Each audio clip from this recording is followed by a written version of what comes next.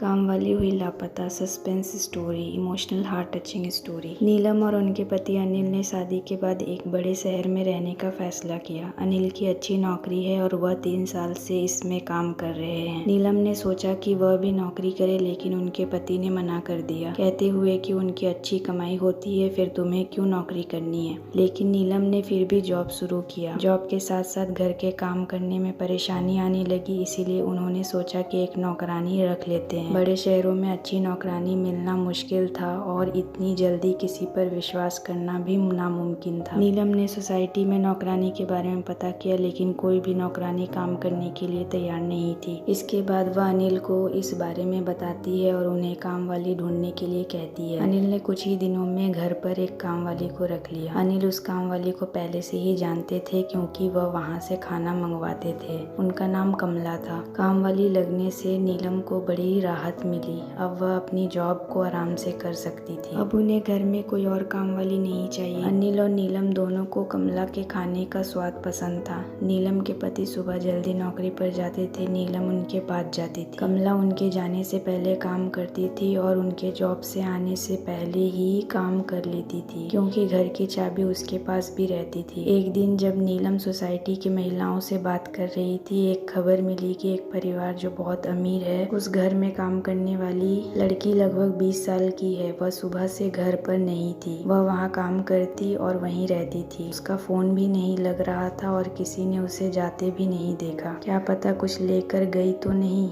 आजकल कब कोई बदल जाए पता नहीं चलता। वह लड़की भी अच्छी थी, लेकिन हम उसके बारे में ज्यादा नहीं जानते। जब मैं घर आई तो देखा कि अनिल की गाड़ी बाहर थी। मैं सोच रही थी अनिल इतनी जल्दी कैसे आ गए। जब दरवाजा खोलने गई तो दरवाजा अंदर से बंद था। मैंने डोर बेल बजाया, लेकिन किसी ने नहीं खोला। थोड़ी देर बाद अनिल आए और दरवाजा खोले। उनके चेहरे पर डर दिख रहा था। मैंने पूछा क्या हुआ। उन्होंने कहा कि वे नहा रहे थे और दरवाजा अंदर से बंद कर दिया था। मैं उनकी बात सुनकर अपने रूम में चली गई, क्योंकि बहुत थकी हुई थी। जब मैं बेड में बैठी तो मुझे वह लड़की मिरर में दिखी, वह भी हमारे हॉल के बाथरूम में। अनिल को मैंने उस बाथरूम में घुसते हुए देखा जिसमें वह लड़की पहले से ही थी। मुझे यकीन नहीं हुआ जो मैंने देखा। मैं अपने बिस्तर पर बैठ गई और सोचने लगी कि यह सब कैसे हो सकता है। धीरे धीरे मैंने बेडरूम का दरवाजा खोला तो बाथरूम में अनिल और वह लड़की दोनों वहाँ नहीं थे। मैं सोच रही थी कि अनिल उस लड़की को कैसे जानते हैं और वह उसके साथ क्या कर रहे थे। मैंने अनिल को फोन किया, लेकिन उसने कहा कि उसे कुछ काम आ गया है और थोड़ी देर में आएगा। यह सब मुझे गलत लग रहा था और मैं सोचने लगी कि वह झूठ क्यों बोल रहे हैं, ऐसा क्या कर रहे हैं। कमला मुझे परेशान देखकर पूछी कि क्या हुआ। मैंने उससे कुछ नहीं कहा और अपने कमरे में चली गई। अनिल लगभग 3 घंटे बाद आए और उनकी शक्ल देखकर मुझे गुस्सा आ रहा था। मैंने पूछा कि कहाँ गए थे। उन्होंने कहा कि कुछ काम आ गया था। अनिल मुझसे झूठ बोल रहे थे। मुझे बहुत गुस्सा आ रहा था। मैं कुछ बोल नहीं रही थी, क्योंकि घर पर कमला थी। मैं नहीं चाहती थी कि बात बाहर तक जाए। इस बारे में अनिल से रात में बात करूंगी। हम दोनों खाने के लिए टेबल पर बैठे जब कमला खाना लगा रही थी। खाने के बाद कमला ने कहा, साहब आपने बहुत अच्छा काम किया आज। अनिल ने कहा कि थोड़ा और लेट होता तो बस छूट जाती, इसीलिए मैं आते ही चला गया। मैंने पूछा क्या बात हो रही है। कमला बोली कि एक लड़की यहाँ पड़ोस में काम करती थी, वहीं रहती थी। मैंने उनकी बात काटते हुए कहा, हाँ सोसाइटी में बात हो रही थी सुबह से, कहाँ है वो। फिर कमला ने जो बताया मैंने सोचा भी नहीं था। कमला ने कहा कि वह छोटे गाँव की है और घर के हालात ठीक नहीं होने के कारण उसे यहाँ काम करना पड़ रहा था। लड़की अपने घर जाना चाहती थी, लेकिन उस घर की मालकिन उसे जाने नहीं दे रही थी और उसे पैसे भी नहीं दे रही थी। उस घर में दिन रात उसे 8 लोगों का काम करना पड़ता था। वह लड़की वहाँ से निकलना चाहती थी और उस घर की मालकिन उस पर नजर रखती थी। उसकी हालत के बारे में मुझे पता था। उस दिन सुबह जब आप लोग गए थे